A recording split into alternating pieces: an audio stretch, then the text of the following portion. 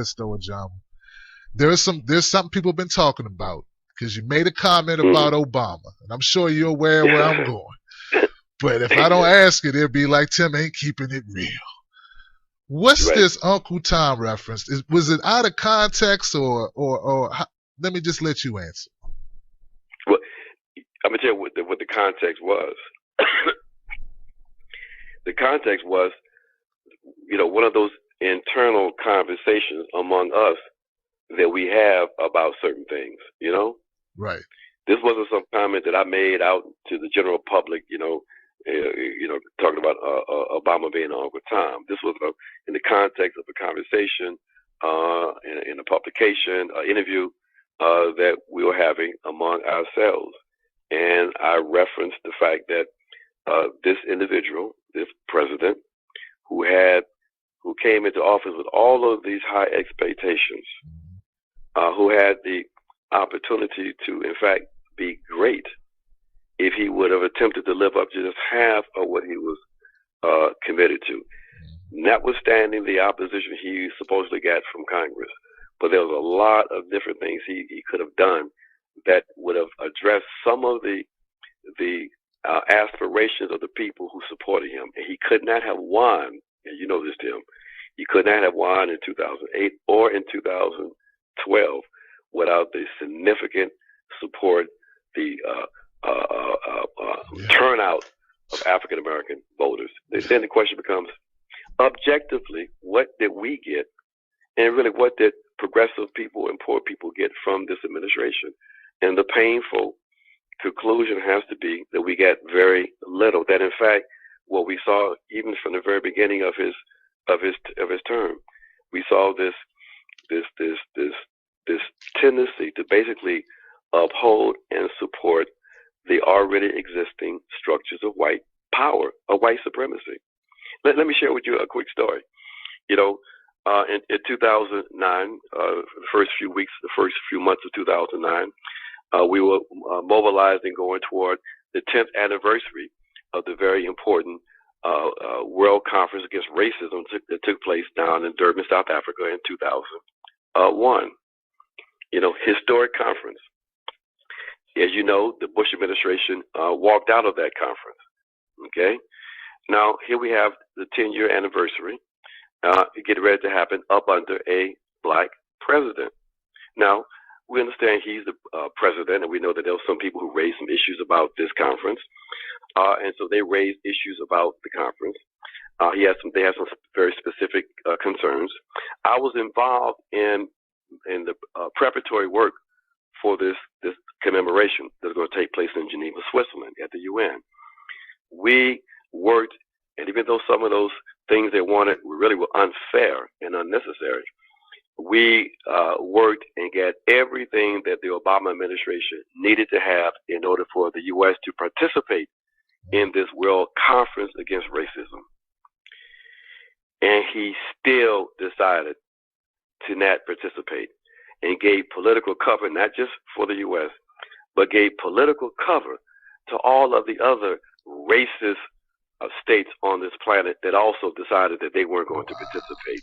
The Canadas, the New Zealand, Australia, the French, the British, all of the European nations then decided they were going to, they cannot be held accountable also because they had the political cover given by Barack Obama. And the list goes on, Tim. I mean, why did the Department of Justice under Barack Obama have to put a $2 million bounty on our dear sister Assata Shakur? Right. Why was that necessary? Why couldn't there be some more targeted and specific programs to deal with the astronomical unemployment rates in urban environments? Why couldn't they get that Office of Urban Affairs together that they put in place? They were supposed to be in charge of urban policy. They could never get it together because there was no real interest and push and support from the White House. Yes. What objectively did we get as a consequence of this?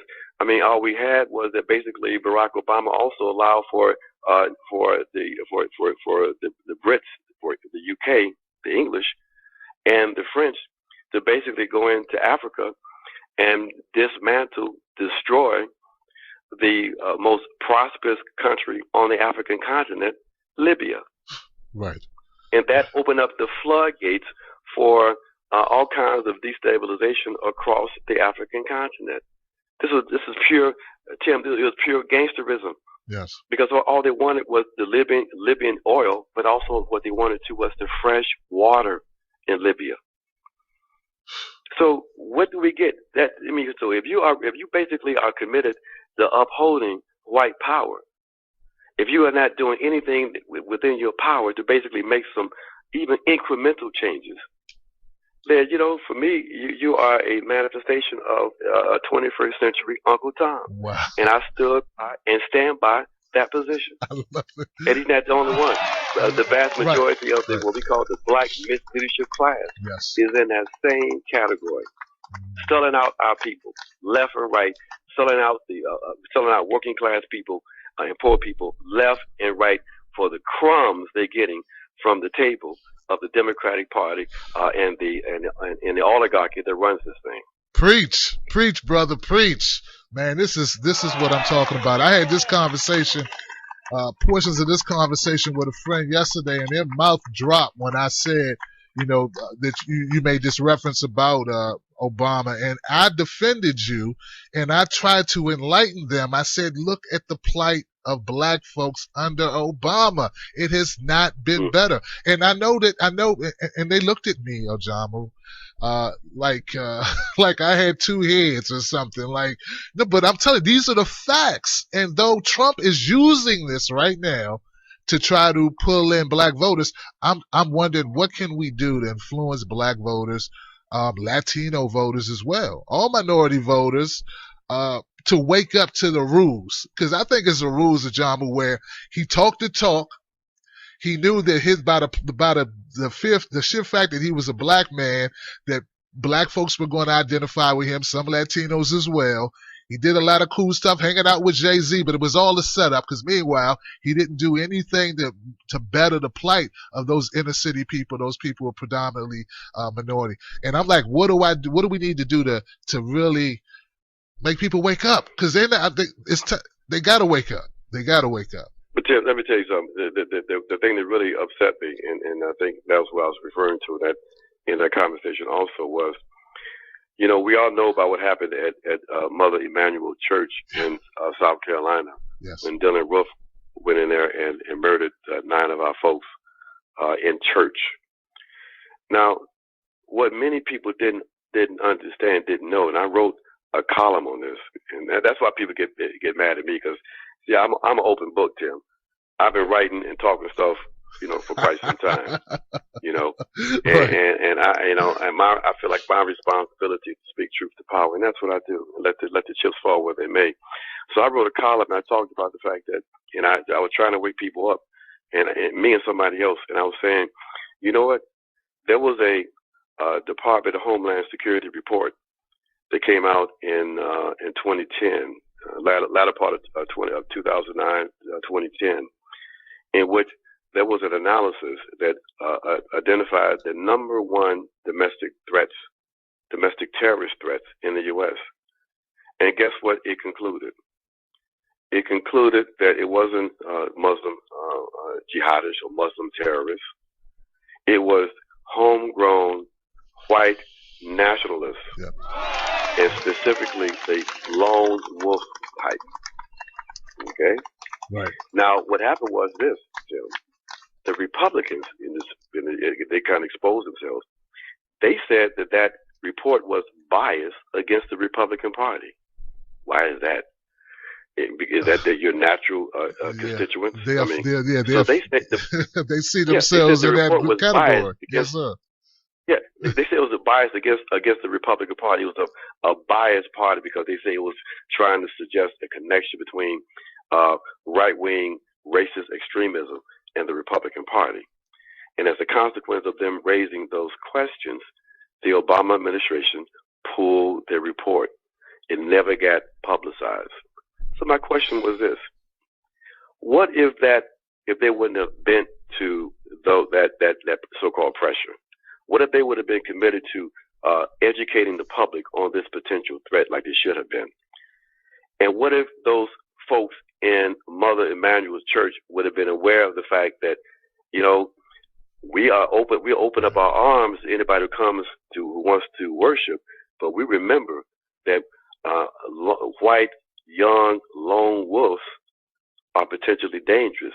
So while we let him come in and worship, let's keep an eye on this young man.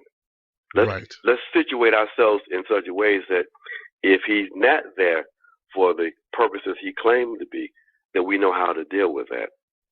But they didn't do that, Tim, because they didn't know, because that report was pulled as a consequence of this little BS pressure put on the administration. And what's the consequence? The folks died. So when I wrote that article and people were just beginning to pick it up and think about it and criticize, Obama comes down to the funeral, and sings our people to sleep with Amazing Grace. That kind of performative blackness that he's been able to perfect over the years. Right. Right. So those are the kind of things that upset me, Tim. And then when I look at the fact that you reference the fact that we have Black Lives Matter, and everybody who's listened to you knows about the killings that are taking place across this country. Somebody explain to me, as your listeners, explain to me why with all of these murders that the federal government, the Department of Justice under Barack Hussein Obama, has only found it to its interest to only prosecute one of these killer cops. One. Yeah. I think that's Walter Scott, and I think it was South Carolina. I think it was. Yes, that's it. The only one. Only one. Horrific. So y'all can keep your Barack Obama as far as I'm concerned. We don't need a Barack Obama. We got a Ajamu Baraka. So yeah, we'll go with that. In light of, once again, I'm in this position.